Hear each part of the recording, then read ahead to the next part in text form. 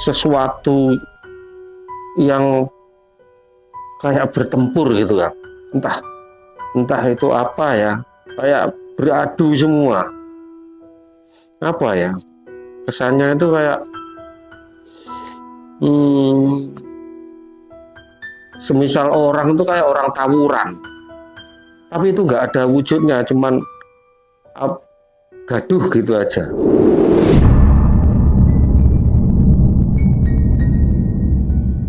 Terus dia mengucapkan salam sama saya, Assalamualaikum.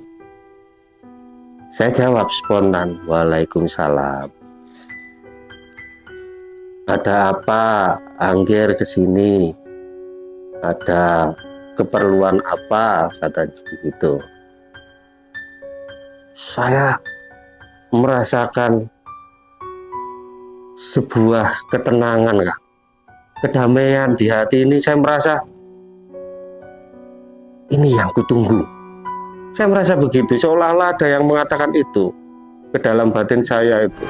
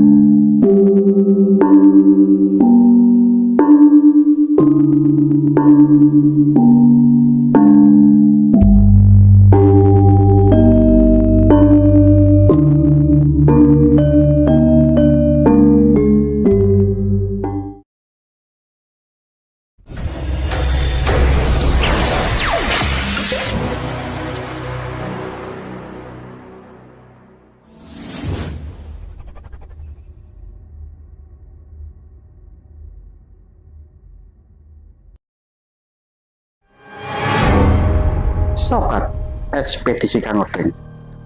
Pada kesempatan kali ini kita nggak sendiri, kita ditemani oleh seorang narasumber yang bernama Mas Danu.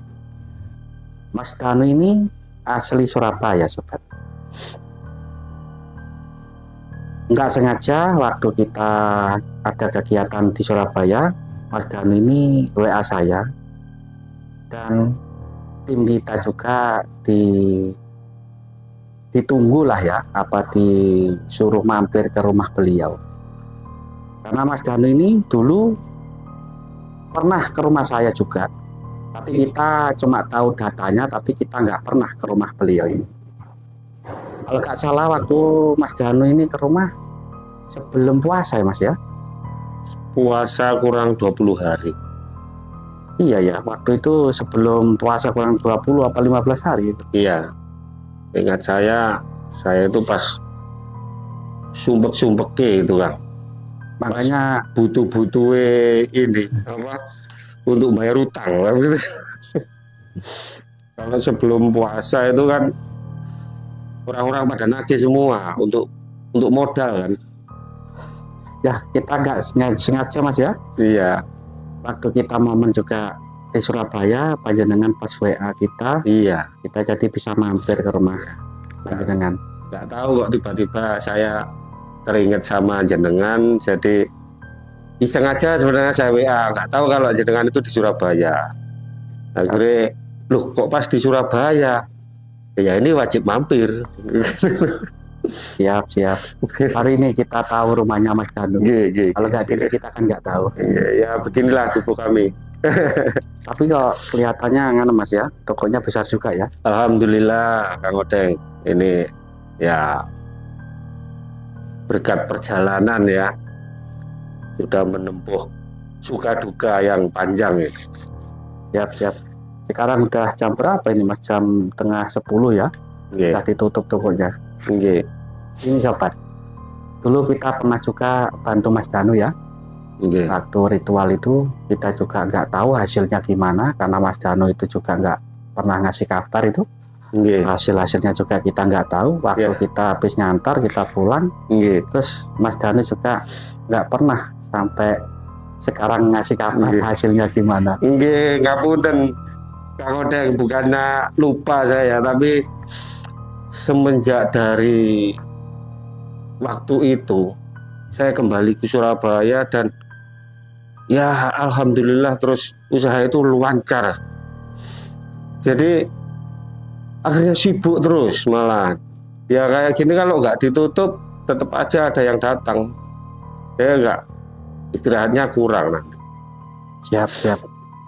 Itu bisa diceritakan waktu ritual dulu itu gimana Mas? Dan dulu itu kok sampai datang ke rumah saya juga, gimana cerita awalnya, perjalanannya gimana Mas? Nggih.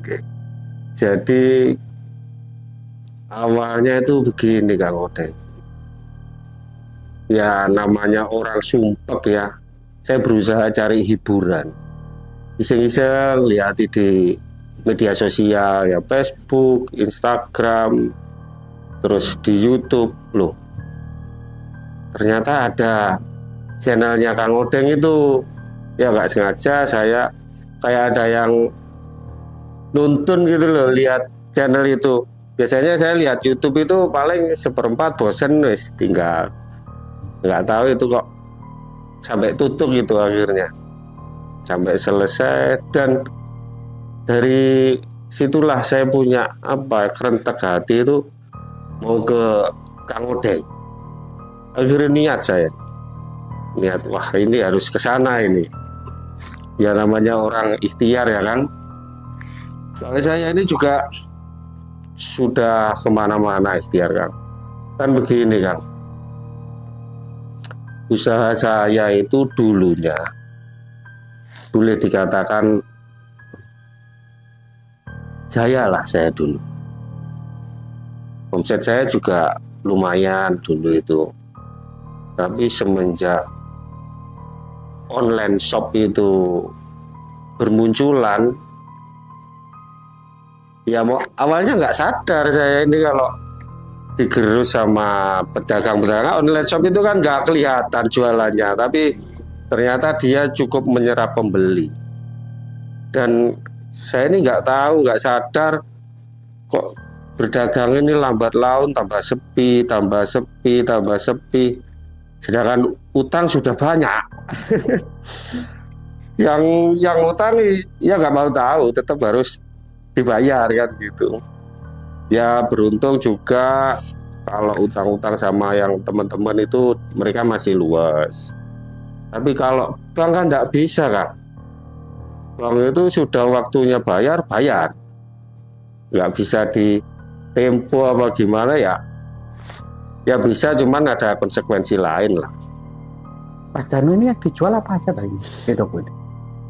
Ini saya ini konveksi Kang. Jadi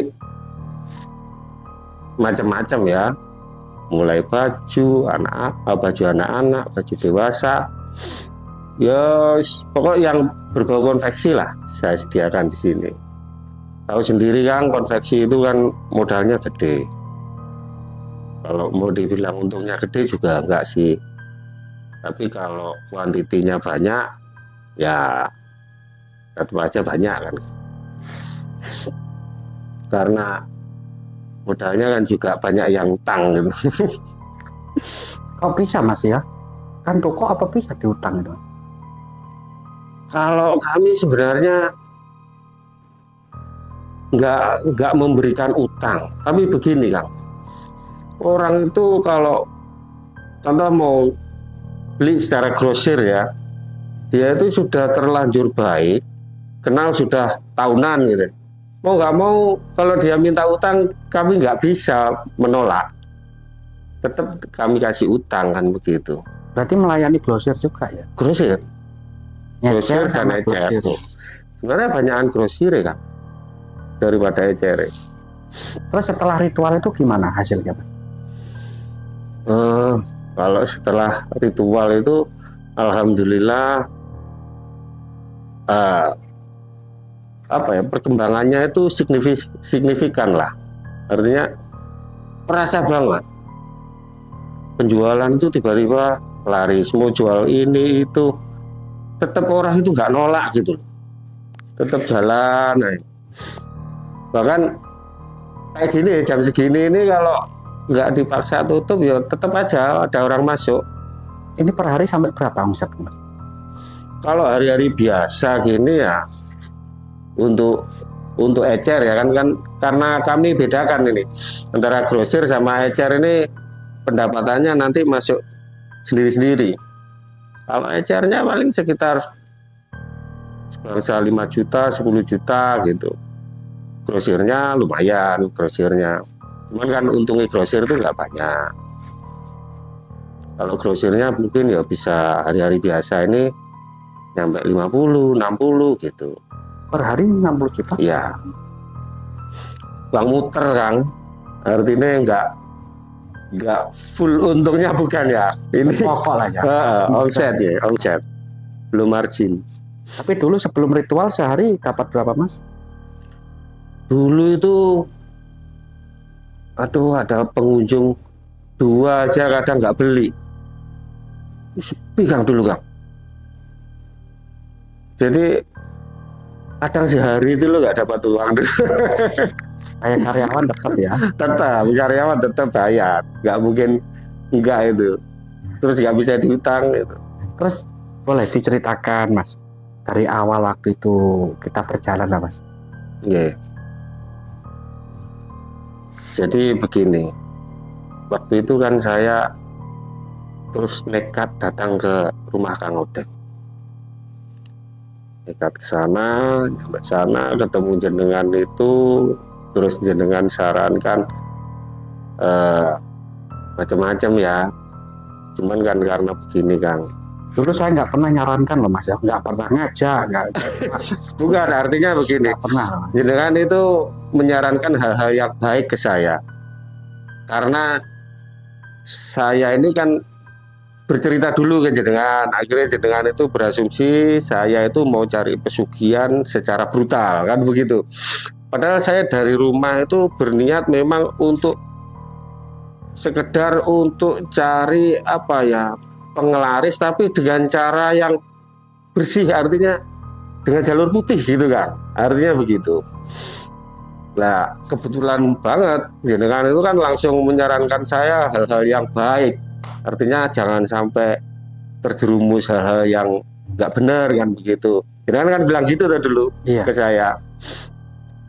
Akhirnya ya wah ini berarti sefrekuensi saya dengan jenengan kan begitu. Makanya kita ngobrol itu nyambung. Nah setelah itu kan jenengan antar saya ini ke Mbah itu. Singkat cerita di Mbah itu saya juga diwejang Kang, hampir sama dengan wejangan jenengan kan gitu. Karena waktu itu masih habis saya antar kan kita pulang, Mas, nggak tahu kejadiannya gimana. Lagi saya diwejang dulu itu Kang, ya lumayan ngobrol-ngobrol, saya ya bercerita apa adanya, kisah saya seperti apa, background saya seperti apa kan begitu, sehingga mbaknya itu ya mungkin juga nyambung dengan saya ya, dia menyarankan hal-hal yang baik juga ke saya utarakan kalau saya ini kepingin dapat apa sesuatu untuk penglaris tapi dengan jalur yang putih yang sesuai dengan apa yang saya pelajari gitu loh, karena saya ini kan Islam, terus saya ini juga belajar syariat Islam kan begitu. Saya sebenarnya penasaran apa ada kan begitu, tapi katanya Mbah itu ada, katanya begitu. Sehingga saya kan waktu itu bermalam dulu Kang di sana, jadi nggak langsung malam itu kan, dengan pulang saya masih bermalam di sana. Lagian saya mau keburu pulang juga di rumah itu sepi usahanya, jadi memang nggak keburu. Akhirnya mbahnya itu waktu malam itu bilang kalau sampean mau bersabar menunggu di sini, nginep di sini, besok kita ritual, katanya begitu. Besok sore ritualnya. Ya terpaksa lah. Waktu itu nyampe sana jam berapa? Jam 11 atau 12 ya? Malam ya? Masih sore Kang, masih sekitar jam 9-an kok. Jam 9? Cuman kan ya namanya jam 9 malam ketemu orang tua, nggak mungkin harus langsung minta sacet-sacet ya, nggak mungkin. Jadi ya ngobrol dulu yang enak kan gitu. Ujung-ujungnya saya malah enak, sempat istirahat di sana santai sambil dengerin wejangannya si Mbah itu adem kan dia. Artinya yang saya dapat itu double. Saya dapat apa yang saya cari, saya juga dapat wawasan. Artinya pengetahuan yang selama ini belum saya kenal, kan begitu.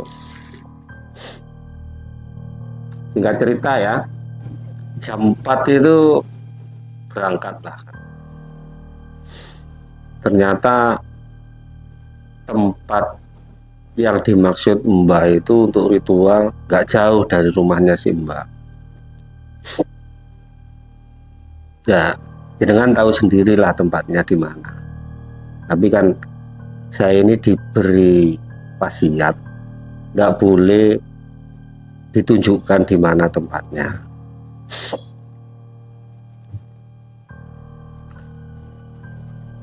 Perjalanannya itu kalau menurut saya ya, karena saya nggak pernah atau nggak terbiasa dengan daerah-daerah seperti itu, menurut saya ekstrim. Jadi itu naik kayak bukit, habis itu turunnya curam, terus naik lagi. Ternyata di situ ada gua di lerengnya bukit tadi. Guanya nggak tahu saya kedalamannya seberapa. Cuman saya ini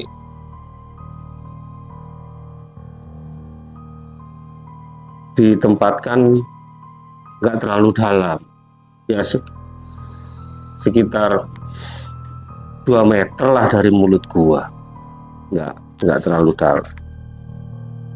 Cuman saya tuh menghadapnya nggak ke mulut gua, disuruh menghadap ke dalam gua.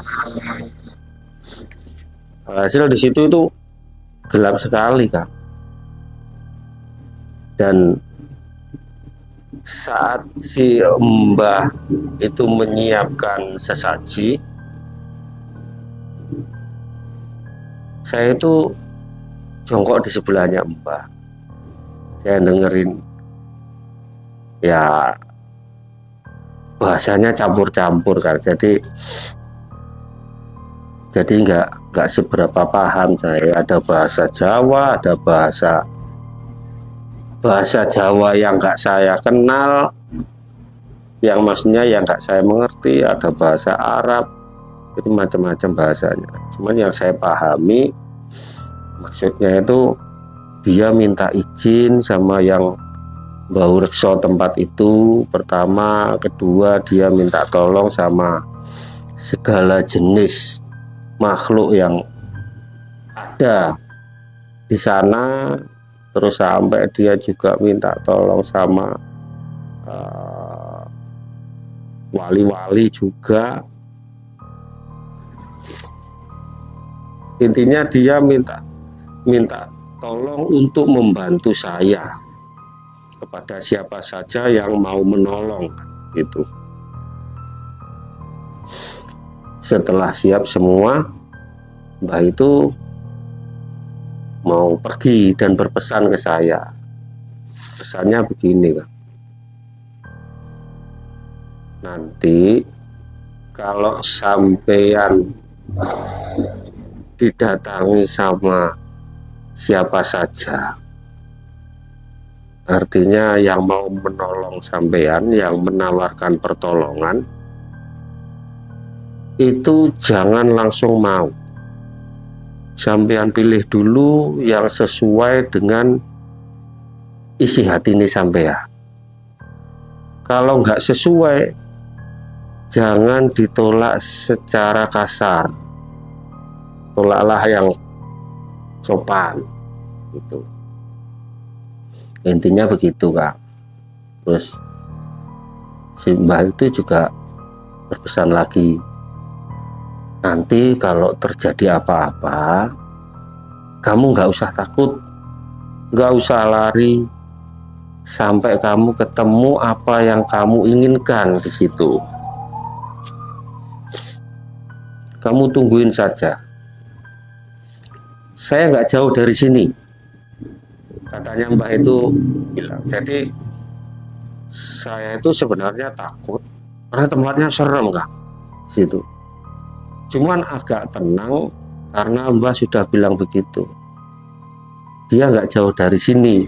Itu yang bikin saya tenang. Terus si Mbah itu pergi. Saya suruh duduk di depannya sesaji itu, tapi menghadap ke dalam gua ya, bukan ke mulut guanya. Jadi gelap. Duduk di situ. Oh ya, sebelumnya saya juga tanya dulu sama si Mbah. Mbah, ini saya baca apa? Ya kamu baca sebisanya aja. Pikir boleh Mbak? Ya itu lebih bagus, katanya begitu. Oh oke Mbak. Makanya saya terus, ini Mbak itu pergi, saya duduk bersila di situ. Saya pikirkan,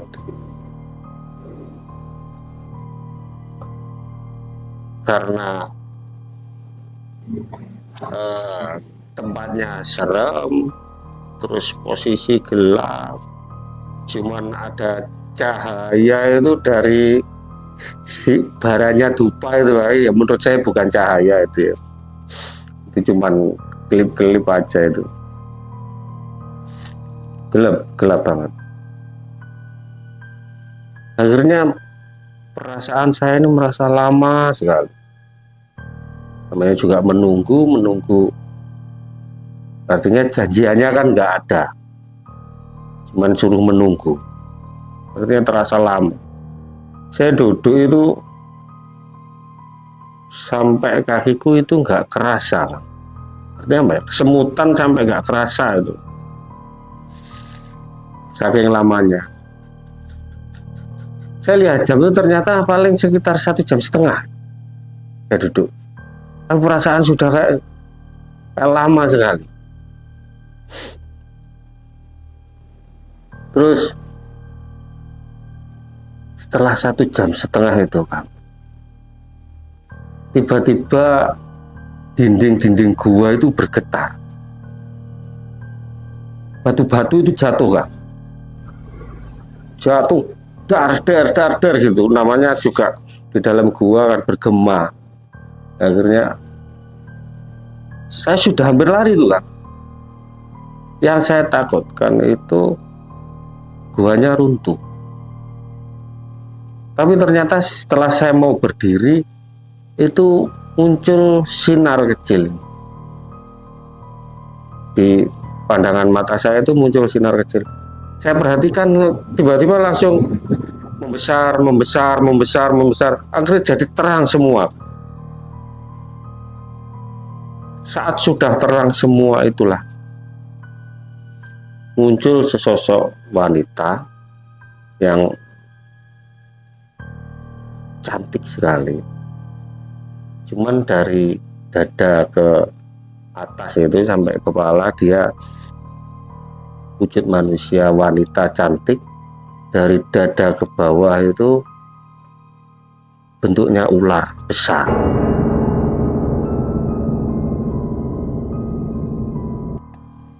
Dan warnanya hijau kekuning-kuningan gitu. Saya nggak pernah lihat itu. Ya hampir-hampir kayak di TV-TV itu. Cuman ya baru kali ini saya benar-benar lihat. Jadi di perasaan itu campur aduk kan. Takut, bingung, pokoknya ngeri lah itu waktu itu. Dan dia berkata, Apa yang kamu cari ke sini? Apa kamu mencari harta? Kalau kamu mencari harta, aku akan memberikan harta yang sebanyak-banyaknya dan gak terbatas.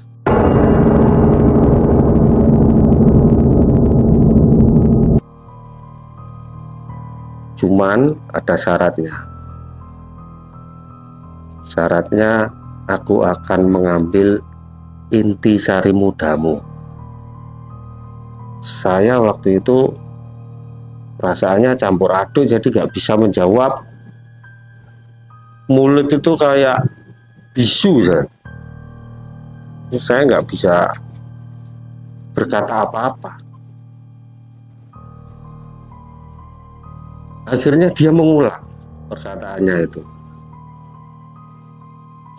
Setengah nadanya lebih tinggi dari awal.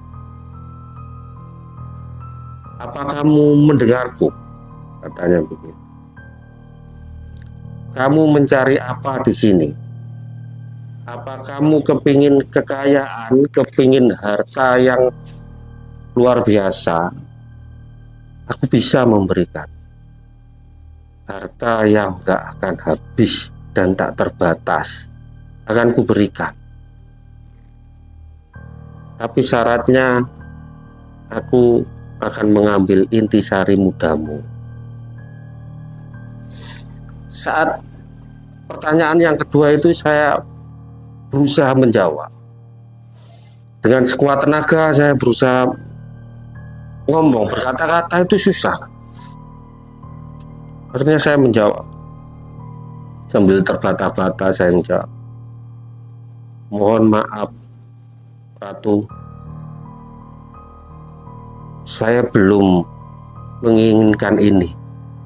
Bukannya saya tidak mau harta, tapi saya belum sesuai dengan syaratnya. Saya bilang begitu. Sombong kamu. Dia bilang begitu. Setengah marah dia itu, ya bukan setengah, ya marah dia. Marah sekali lihat saya itu. Dia sempat bilang begini, sombong kamu segera pulang dari sini.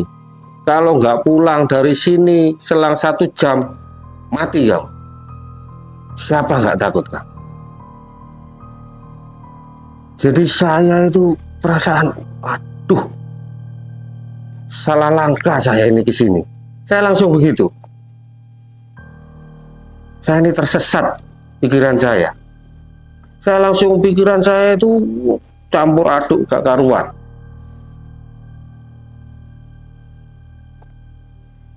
Langsung muncul semua penyesalan saya itu. Tapi nggak lama saya langsung teringat sama pesan si Mbak. Nggak usah takut, Mbak ada di sini. Terus kamu tunggu saja sampai yang sesuai isi hatimu. Katanya begitu kan. Saat saya sadar itu suasana langsung hening kan. Langsung hening, sunyi. Terus saya ya tiba-tiba gelap kan. Tiba-tiba gelap itu nggak kelihatan apa-apa lagi. Terus berangsur-angsur mulai tenang. Batin saya ini tenang. Saya langsung istighfar lagi. Berusaha menenangkan diri. Saya berzikir lagi sambil mengucap astagfirullahaladzim. Saya ulang-ulang terus sambil berusaha menenangkan hati. Paling ngeri sekali. Itu kalau menurut jenengan apa kan yang bentuknya setengah wanita setengah ular itu kan? Kalau menurut saya sendiri, kan di sana itu akan ada 3 aliran lah ya, 3 golongan, Okay. apa 3 gerombolan. Okay. Di situ ada yang putih, kayak cincin putih, ada yang merah, ada yang hitam. Okay. Jadi mungkin yang datang itu Kalau sepengetahuan saya, sepengerti saya itulah blorong. Oh, itu blorong ya. Oke. Jadi setelah blorong pergi, saya berusaha menenangkan hati lagi. Terus sambil zikir terus, tiba-tiba saya ini karena kesemutan lagi ya pagi ini, saya sadar, terus saya lihat jam saya ini kan kalau di kegelapan jarumnya kan bersinar kan, jadi kelihatan, loh sudah jam 10 ini. Terus saya langsung ingat sama perkataannya blorong, nanti kalau saya nggak pergi setelah sampai 1 jam saya mati.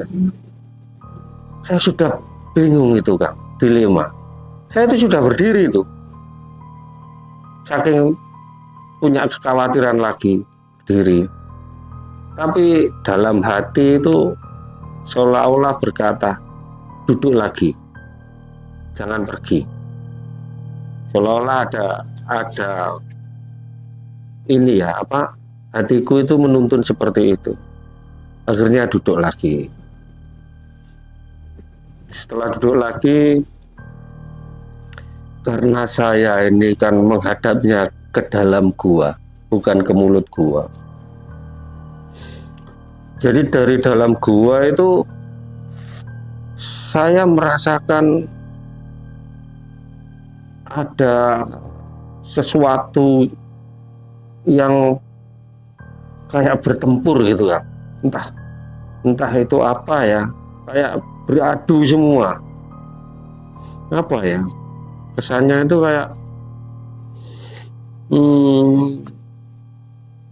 semisal orang itu kayak orang tawuran, tapi itu nggak ada wujudnya, cuman gaduh gitu aja. Saya fokus sama kegaduhan itu, tiba-tiba saya ini dihempas angin dari dalam. Logikanya kan kalau dihempas angin di gua itu kan dari mulut gua ke dalam, ini dari dalam keluar. Jadi saya kayak apa ya, kayak disemprot kayak kompresor itu, bus gitu kan. Tambah merinding lagi saya. Setelah itu saya ini merasakan sesuatu ya, artinya ada sesuatu yang hadir, ada perasaan seperti itu. Dan beneran Kang, dari depan saya muncul kayak kakek-kakek tapi kecil, bentuknya sinar dia itu. Ketika saya sadar melihat itu, tiba-tiba jadi besar di depan saya. Jadi kakek-kakek berbentuk sinar, berwajah lembut, berambut panjang, tapi dia pakai blangkon, tapi dia berjubah putih. Dia itu berkumis tebal, berjenggot tipis agak panjang dikit. Jelas itu wajahnya. Terus dia mengucapkan salam sama saya. Assalamualaikum. Saya jawab spontan, waalaikumsalam. Ada apa Angger kesini? Ada keperluan apa? Katanya begitu. Saya merasakan sebuah ketenangan, Kak. Kedamaian di hati ini. Saya merasa ini yang kutunggu. Saya merasa begitu, seolah-olah ada yang mengatakan itu ke dalam batin saya itu. Jadi spontan saya jawabnya luwes. saya itu nggak ada perasaan ini khawatir ketika ditanya itu. Saya karena dari pertama dia sudah mengucapkan salam, berarti ini ya, artinya sejalan dengan saya kan begitu. Setelah dia bertanya, saya jawab, saya ini sedang mencari pertolongan. Artinya saya kepingin usaha saya lancar. Saya ini dagang dan saya nggak kepingin cari pesugihan yang sifatnya hitam. Saya ini orang Islam dan saya tahu aturan-aturan di Islam seperti apa. Ya anakku, oh ya Ger, aku tahu maksudmu, katanya begitu. Udah sekarang kamu pulang. Tanpa pesan apa-apa lagi, dia bilang gitu. Terus dia bilang Assalamualaikum. Terus tiba-tiba dia menghilang. Jadi saya bengong kan. Loh, cuman begini, kan begitu. Saya belum sempat mengutarakan semua isi hatiku, tapi dia sudah menjawab sudah tahu. Beliaunya itu tiba-tiba mengucapkan salam dan hilang. Saya kan bengong kan. Saya sudah merasa menunggu lama, perjuangan yang luar biasa menurut saya, ternyata yang saya dapat cuma itu. Sebenarnya saya kecewa waktu itu. Tapi saya ini kan gini ya, saya secara nggak sadar duduk itu saya mengepal begini, tangan saya dua-duanya ini, karena mungkin menghadapi rasa takut dari awalnya ya, yang agak lama itu. Jadi ternyata saya ini sepanjang duduk di situ, tangan saya ini mengepal. Dan saya setelah kakek itu pergi dan saya kecewa, terus saya ini sadar kalau saya ini mengepal tangan saya. Dan saya merasakan di tangan kanan saya ini seperti menggenggam sesuatu. Entah apa, karena itu gelap ya, saya nggak tahu. Tapi kerasa menggenggam sesuatu. Yang kiri nggak kerasa, kan ada bedanya ini, namanya menggenggam. Akhirnya saya menganggap saya sudah ketemu sama yang saya inginkan. Dan jawabannya mungkin yang saya genggam ini. Begitu. Akhirnya saya pulang, keluar dari gua. Saat keluar dari gua dan saya sudah ketemu sinar yang di luar, saya berusaha membuka genggaman tangan saya ini kan. Saya buka ini, ternyata berbentuk batu. Karena ini juga masih belum jelas ya. Ya sudahlah, ini tak bawa, tak taruh di saku saya. Pulang saya menemui si Mbak. Mbak ketemu saya langsung bertanya, gimana Mas? Kalau Mbak itu manggil saya Mas. Sudah ketemu sama yang kamu inginkan? Sudah Mbak, saya bilang gitu. Terus ya wis, alhamdulillah, dia bilang gitu ya. Sekarang kamu istirahat dulu. Habis itu terserah mau nginep di sini lagi monggo, mau pulang monggo. Karena saya sudah berhari-hari nggak pulang, jadi saya kepingin langsung pulang waktu itu. Saya ucapkan terima kasih banyak sama Simba. Terus saya berpamitan. Mbak itu juga nggak terlalu banyak bertanya ke saya, karena dia sudah merasa saya sudah ketemu sama apa yang saya inginkan. Jadi dia sudah, kalau orang mungkin sudah puas ya juga dia. Akhirnya legowo dia, saya pulang, saya pamit, saya nyampe Surabaya karena itu sudah terlalu malam juga pulang dari sana.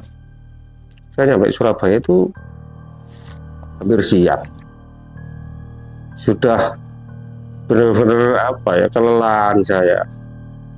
Akhirnya nyampe rumah, saya langsung istirahat, baju-baju itu tak taruh di, belum sempat ini ya, saya taruh di cantolan aja, di kastok itu. Saya mandi, tidur sore, bangun setelah sholat asar, terus ke depan ke toko bersih-bersih, hari ngontrol toko. Terus karena beberapa hari nggak di rumah, masuk lagi. Setelah Isya itu saking capeknya mungkin ketiduran lagi saya sampai pagi, sampai subuh itu. Setelah subuhan, terus ini istri saya itu mau cuci baju, katanya. Tanya ke saya, bajunya yang kotor di mana? Boleh tunggu. Saya ingat sama yang saya ini, batu yang saya taruh saku itu. Akhirnya saya ambil dulu bajunya saya kasih istri biar dicuci, bajunya tak simpen di lemari. Terus batu itu setelah saya amati, ya kayak nggak wajar batu itu, Kang. Bentuknya itu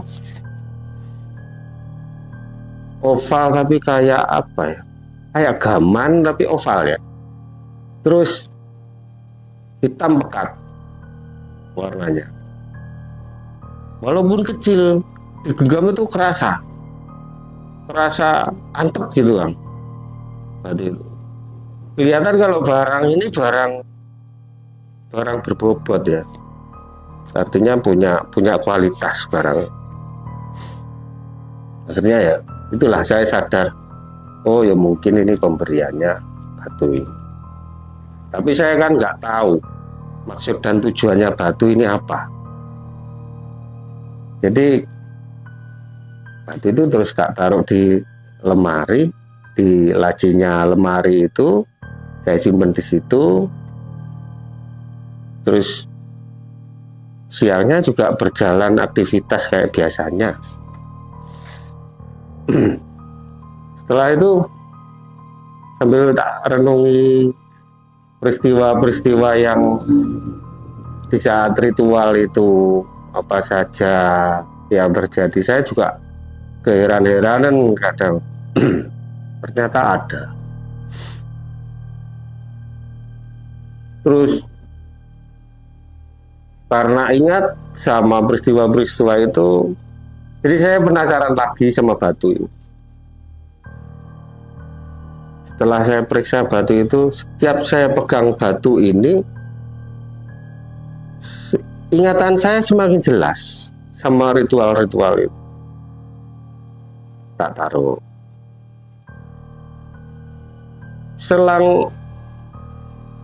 Selang seminggu saya pulang dari Simba itu, saya merasakan perubahan usaha saya ini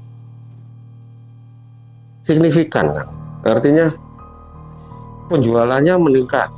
Ya mungkin saya berpikir begini, itu kan menjelang puasa ya, saya ke sana itu. Jadi kalau puasa biasalah toko-toko itu mulai stok barang. Jadi saya anggap biasa. Cuman dibanding puasa tahun-tahun lalu, peningkatannya luar biasa ini. Omset itu bisa 60 juta sampai 150 juta satu hari.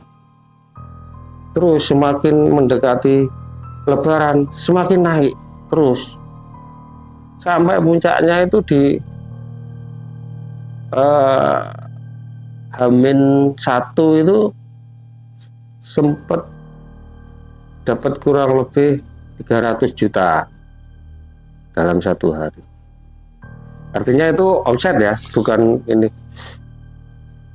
Kalau keuntungannya beda lagi nanti.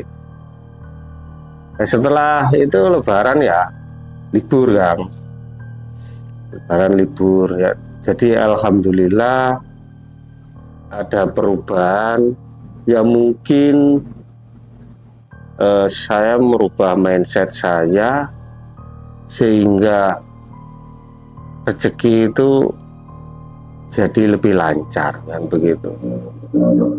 Saya bukan terus mendewakan batu, itu bukan, cuman pola pikir saya yang berubah. Oh, ternyata usaha ini memang harus jerih payah, kadang-kadang yang diusahakan juga di luar logika kan begitu. Karena menurut saya pribadi itu belum logika kan. Sebenarnya nanti ke depannya bisa logika kan begitu. Kalau sekarang ini omsetnya berapa? Kalau hari-hari biasa ini ya alhamdulillah bisa tembus 60 juta lah hari-hari biasa. Per hari ya per hari. Cuman ya fluktuatif ya, artinya naik turun Kang. Kadang ya 20, kadang ya pernah sih 15, cuman ya maksimal bisa 60 juta. Tapi sebelum mendapatkan batu apa sebelum ritual itu per hari berapa omsetnya? Dulunya. Sebelumnya itu ya itulah yang saya bilang, saya sampai sumpek gitu. Kadang pengunjung itu sehari ada 2 orang, itu pun nggak semua beli. Bener-bener ngefek sebenarnya. Apa ya, saingan-saingan yang di luar itu ya, mereka kan nggak kelihatan tapi cukup menyerap konsumen. Karena sekarang kan online ya, online itu, berarti toko-toko yang kalah ya. Betul. Jadi mindset konsumen itu juga lebih ini kan, lebih santai. Mereka itu nggak perlu keluar tapi bisa belanja lewat HP-nya. Dan sekarang setiap orang pegang HP kan. Ya saya sadar itu memang.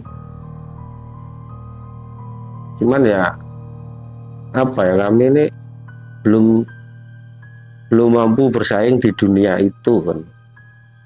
Tapi alhamdulillah sekarang sudah bisa, artinya berkembang lagi. Ngikutin lah ya. Iya. Biarpun online itu sudah naik, tetap ngikutin lah ya. Tetap daripada dulu lah ya. Iya, alhamdulillah. Sebenarnya saya punya rencana di Idul Adha ini mau ke sana kan. Ya, saya mau ngucapin terima kasih ke Kang Odeng, karena saya yakin sih kalau rezeki itu semuanya dari Allah.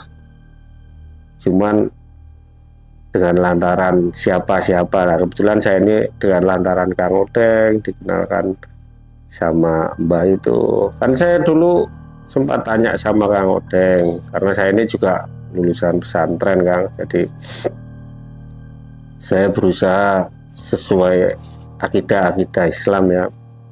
Jadi saya tanya sama Kang Odeng, apa ada Kang pesugihan putih, artinya untuk penglaris putih itu apa ada? Terus jenengan kan jawab ada kan begitu. Makanya saya berani ke jenengan. Oh ya, saya ini benar-benar sumpah Kang dulu Kang. Dimana saya ini utang sudah banyak, hampir 500 juta utang saya itu Kang. Terus omset hampir nol, untuk makan aja kadang-kadang bingung, untuk gaji karyawan 4, bingung saya itu waktu itu. Makanya ya saya nekat ke jenengan itu. Tapi kalau sekarang kan Mas, sekarang itu di perbankan apa sudah lunas? Belum lunas sih Kang, cuman ya saya ini ya tinggal sedikit lah. Dulu itu Kang, saya itu nunggak hampir setahun setengah saya nunggak. Makanya saya ini kayak diteror sama bank. Saya ini sudah mau dilelang bangunan itu. Ya alhamdulillah ini sudah bisa kembali normal, bisa langsung. Ya mungkin tinggal sedikit lah kan di bank itu. Alhamdulillah sudah ini. Alhamdulillah. Alhamdulillah. Ya gini loh Mas Danu, kan setiap orang ritual itu juga kan minta pada sang pencipta itu Allah. Cuma lantaran aja ke bangsa-bangsa gaib lah ya. Kalau manusia itu, kalau kita meminta bantuan antar manusia sudah nggak ada jalan, memang diperbolehkan kita minta bantuan sesama makhluk. Yang penting niat kita. Kalau niat kita itu hitam, pingin langsung instan, ya pasti bangsa-bangsa siluman yang akan datang. Itu kalau kan panjenengan itu kan niatnya pinginlah ketemu dengan jin-jin muslim lah. Mungkin dari niatnya itu yang kuat, mungkin ketemulah dengan itu. Mungkin dari uraian panjenengan cerita itu, kalau panjenengan pertama ketemu blorong di panjenengan keluar, mungkin nggak ketemulah dengan kakek-kakek yang jin muslim. Ya itulah saya meyakini namanya jin muslim Mas. Jin muslim itu emang ada Mas. Cuma kadangkala dibilang pesugihan itu sudah dengar aja orang udah nyeri.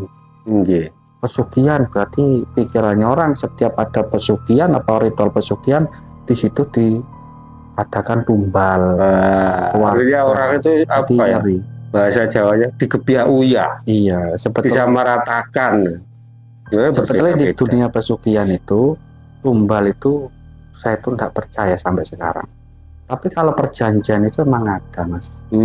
Kalau kita kayak panjenengan tadi kan ketemu dengan blorong, dia mau membantu apa ngasih kekayaan, tapi panjenengan mau diambil inti sari mudanya. Karena itu kalau panjenengan iya berarti kan ada perjanjian apa ada ikatan. Namanya perjanjian, tapi makhluk itu tidak bisa untuk mencabut nyawa manusia. Tapi kalau ikatan apa perjanjian ada. Jangan antar makhluk, antar manusia itu perjanjian juga ada. Nah, yang paling susah manusia itu Mas. Manusia itu mulutnya kan jarang bisa dipegang. Makanya diciptakan negara ini apa materai untuk bahan lebih kuat lagi. Betul. Karena manusia nggak bisa dipegang omongannya. Tapi kalau bangsa lembut sekali ya konsisten. Sekali nggak mencela kayak manusia. Kadang manusia itu kadang juga gimana ya, sekarang ya jangan tapi besok nanti aja beda, pindah-pindah, ganti-ganti. Isu dele sore tempe. Iya, makanya kalau bisa jangan kayak gitulah Mas. Kita sebagai manusia yang dikuku, yang ditiru itu tetap dari ucapan kita ya. Ya mungkin Mas Dan ini ya mungkin kehendak Tuhan atau kehendak Allah, jadi kembali lagi mungkin dari ikhtiarnya Mas Danu sendiri. Karena semuanya itu rezeki dari Allah. Bukan manusia yang bisa melancarkan rezeki. Tidak ada manusia yang bisa ngasih lancar rezeki, nggak ada. Betul. Itulah saya ada hikmahnya itu kan. Artinya begini. Jadi selama ini saya juga introspeksi diri. Saya menganggap, wah, yang kemarin-kemarin itu berarti saya sombong. Artinya saya menganggap rezeki itu hasil jerih payah saya, hasil usaha saya. Dengan seperti ini saya sadar rezeki ini bukan karena jerih payah saya, tapi karena pemberian Allah. Tanpa diberi sama Allah, saya nggak mungkin bisa punya rezeki seperti ini. Makanya makanya orang katanya ada perbedaan gini loh Mas Dan. Rezeki itu apa? Rezeki itu yang nggak terduga, namanya rezeki. Ya kayak kita makanya kalau bisa di bidang usaha apa sodakar apa dagang apa yang penting usaha mandiri lah. Itu bisa menimbulkan namanya rezeki yang nggak terduga. Tapi kalau kita buruh, kita upah bulanan apa harian, itu namanya bukan rezeki kalau kita dapat gaji. Menurut saya kalau kita diambil dari syariat Islam, kalau kerjaan kita bulanan lah ya, apa harian, kalau diniatkan ibadah ya itulah kita itu mendapatkan. Kalau kita kerja diniatkan ibadah, mencari nafkah untuk anak istri, berarti kan termasuk ibadah. Yang mendapatkan upah itu bukan termasuk rezeki, karena kalau kita kerja harian apa bulanan sudah ditentukan sama bos kita. Kalau rezeki kayak Mas Danu, bisa naik bisa turun, nggak tahu nanti satu hari dapat berapa, itu namanya rezeki. Makanya kalau bisa kita itu kerja usaha, jangan kerja ikut orang, apa buruh lah ya, karena buruh tadi naiknya susah, Mas. Iya. Tapi kalau nggak ada buruh repot juga Kang saya. Iya. Artinya saya siapa yang kerja kan begitu. Ya artinya saling menggenapi ya kan. Benar. Tuhan itu sudah menciptakan secara apa ya, sistematis menurut saya. Jadi Ya, saling menggenapi. syukurlah Mas Danu, karena dari situ kita nggak pernah tahu hasilnya gimana waktu kita antar waktu panjenengan ritual. Nggih. Ya alhamdulillah Alhamdulillah. sekarang sudah kayak gini ya. Nggih. Alhamdulillah. Jadi sobat kita sekarang ada di rumahnya Mas Danu di daerah Surabaya ini ya. Masya Allah, tokonya juga besar. Baru ini kita ke sini. Kalau nggak di Sherlock tadi ya kita nggak tahu. Iya. Karena kita mau cari alat untuk, ada YouTube kita ada perusahaan lah, makanya kita ada ke Surabaya untuk mencari alat-alatnya. Kok jangan nggak telepon saya aja? Saya lupa, Mas. Jadi saya itu sering orang apa teman-teman kita nyimpen nomor pribadi saya, tapi saya nggak pernah nyimpen. Ya kalau terlalu banyak mungkin kan. Tapi kalau nggak di WA saya nggak tahu. Kalau di WA itu nama aja kadang lupa ini siapa gitu. Masya Allah. Ya itulah sobat kisah dari Mas Danu. Ya kita bisa mengambil hikmah dari beliau. Amin. Ya kita tutup dulu Mas Danu ya. Assalamualaikum warahmatullahi wabarakatuh. Waalaikumsalam.